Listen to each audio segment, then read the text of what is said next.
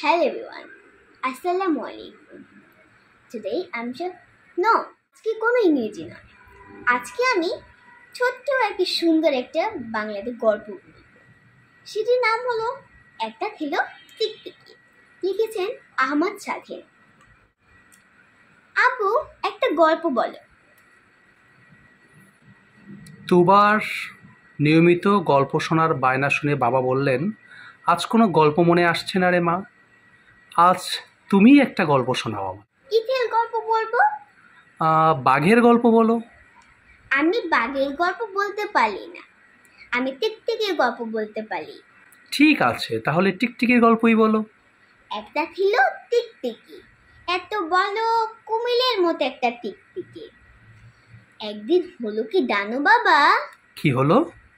টিকটিকি ছিল থোতা, একটা বিলাই ধরে খেয়ে ফেললো। ছোচা টিকটিকি বিড়াল ধরে খেয়ে ফেললো? হ্যাঁ বাবা, শুধু বিড়াল না তো, টিকটিকিটা একটা কুকুর ধরেও খেয়ে ফেললো।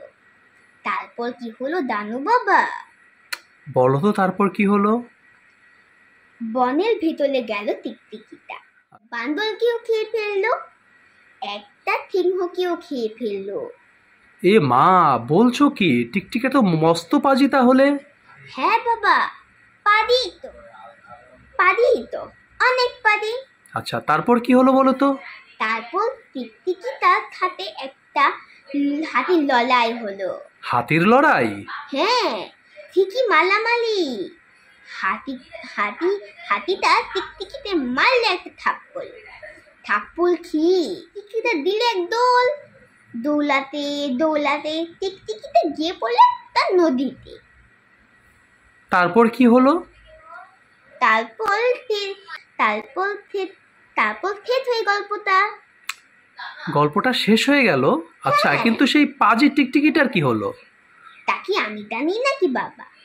টিকটিকিটা তো কুমিরের মতো ছিল, এটা থাকলাতে পারে। ও, টিকটিকিটা কুমিরের মতো বড় ছিল? হ্যাঁ, সে সাঁতরাতেও পারে? হ্যাঁ। আচ্ছা, তোমার গল্প শোনা শেষ হয়েছে। এ সময় দেয়াল বেয়ে হেঁটে বেড়ানো একটা টিকটিকি দেখতে পেল বাবা।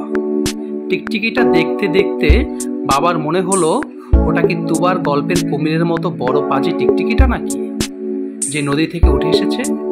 তুবা জেগে থাকলে জানা যেত, কিন্তু সে তখন বাবার বুকে মাথা রেখে ঘুমিয়ে পড়েছে।